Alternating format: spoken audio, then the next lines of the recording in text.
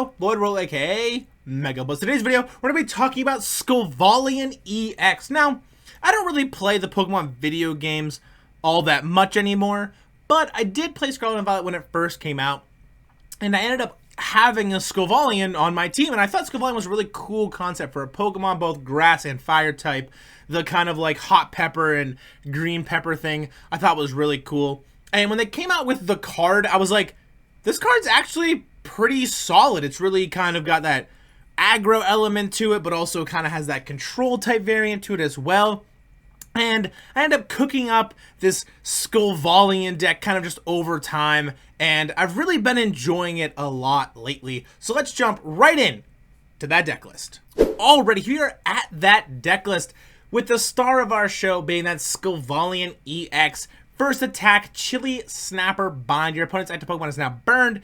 During your opponent's next turn, that Pokemon can't retreat. Its second attack being kind of the more useful attack, I feel like. For 2 Grass Energies, 2-headed Crushing, 140 damage. Discard a random card from your opponent's hand, and then discard the top card of your opponent's deck. So we're able to kind of judge them down to 4, or Iono them to 3 or 4, and then 2-headed Crushing, discard a card from their hand, and the top card of their deck at the same time. Really being able to have that aggro element and that control element as well. And its first attack, being able to just pull something up in the active like a barrel and then trap it in the active spot can be pretty useful in a pinch as well. But we're also playing Teal Mask Ogerpon EX, where its ability Teal Dance and its attack is also very helpful. Teal Dance saying once during your turn you may attach a basic Grass Energy card from your hand to this Pokemon. If you attach an energy in this way, draw a card. And then its attack Myriad Leaf Shower for 3 Grass Energy 30+.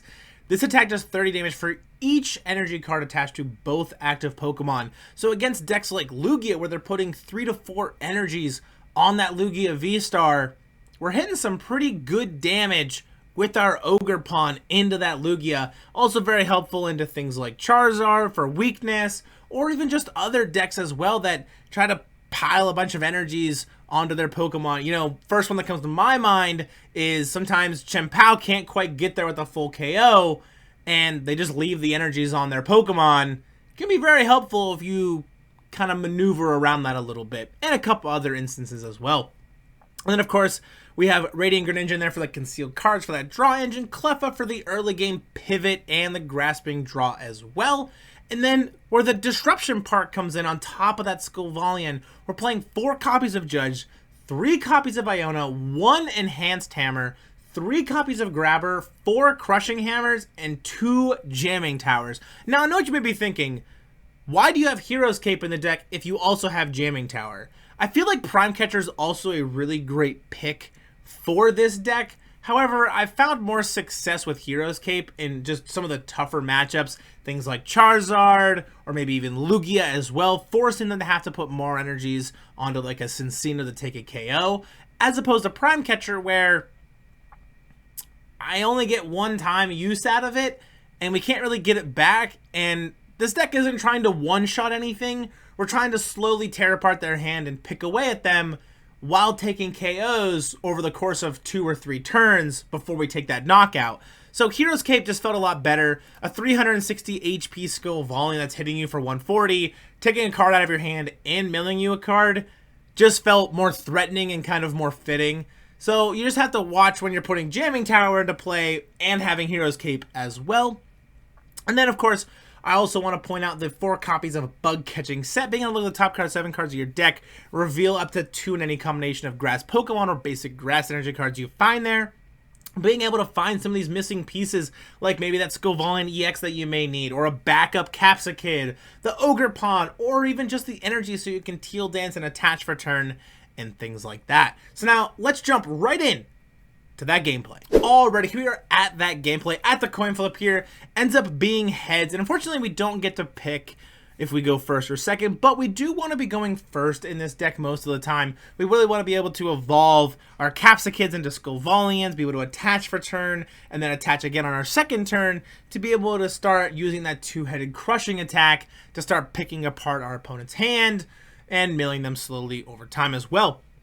Starting hand, not too shabby here. Got 2 Capsakids. We got that Buddy-Buddy Poffin, Nest Ball, Grabber, 4 Bug Catching Sets, and Jamming Tower. The nice thing about this deck as well is you can kind of cut back on the Buddy-Buddy Poffins and the Nest Balls because we are playing 4 bug catching sets, so you can kind of find them off the top of the deck most times. So we're going to Nest Ball here, and we're looking to grab that Ogerpon EX. We see a Cornerstone Mask Ogerpon up for our opponent. Not too sure what we're going to be playing up against. That could be maybe the Ogerpon, you know, Cornermask Ogerpon control deck. I've seen Arceus Ex play that deck. I've seen Charizard play that card as well. So we'll have to see what we're playing against here. We're going to grab we see a Babero here. Still not too sure what we're playing against. We see a rare candy there, so maybe we're looking at like a Gardevoir, maybe a Charizard, maybe even Greninja EX. We're not too sure here, so we're gonna have to wait and see maybe what our opponent is gonna be cooking up on their turn here. Well, we're set up in a pretty good spot for our turn. We got the Scovillain to go up next. We got Iono, we got Enhanced Hammer, Jamming Tower as well. Ultra Ball here pitching that rare candy in the counter catcher to grab a Rotom V. So more than likely we're playing against Charizard EX here. We're gonna see that Forest Seal Stone come down as well.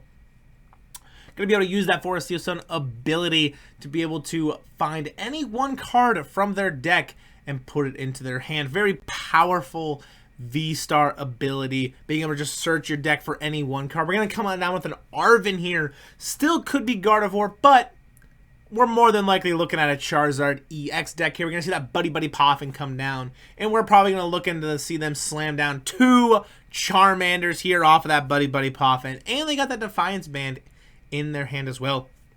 But they're trying to grab Charmander and Pidgey here and not a double Mander. They're kind of just saying, hey, you don't have that boss. You don't have the double energy to be able to attack. So we're going to have to see. And we don't, because we have to play the Iono. But we're going to be able to evolve Energy Switch to that Scovillain here. Evolve into another Scovillain. We're going to be able to Teal Dance here to draw a card. We're going to get a Radiant Greninja here. But we're going to attach the energy to the Scovillain instead. And then we're going to use that Grabber. Take a look here. We're going to see a Charizard, a Fezandipity, and a Lumineon.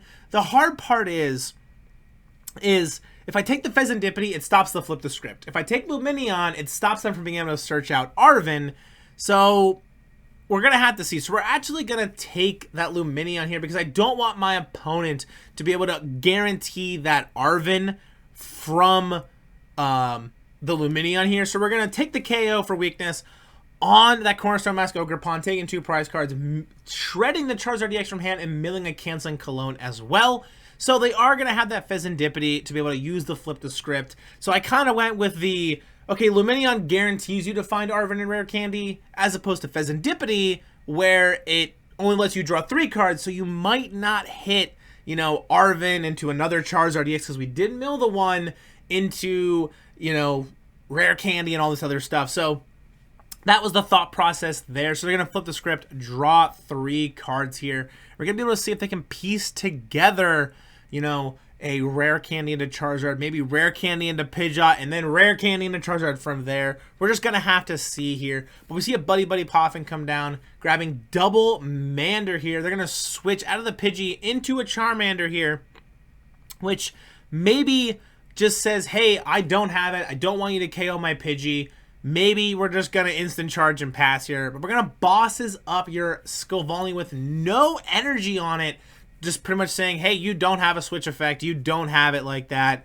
And we're just going to have to see here. So instant charge for them. We're going to Teal Dance here, drawing a card. We're going to Concealed Cards here, discarding that to draw 2. We're going to evolve another Capsakid into Scovillain here. And then we're going to attach the energy, play the Iono. We're hoping for Energy Switch here. And we do end up hitting 2 energy switches actually. So we're going to Bug Catching Set and grab that Scovillain and the Grass Energy here. We're going to Energy Switch, moving 1 energy to the Scovillain here. Then we're going to Two-Headed Crushing, taking another prize card, milling a Rare Candy out of their hand, or shredding a Rare Candy out of their hand, and milling that Jamming Tower. So we're at a 3-6 split here.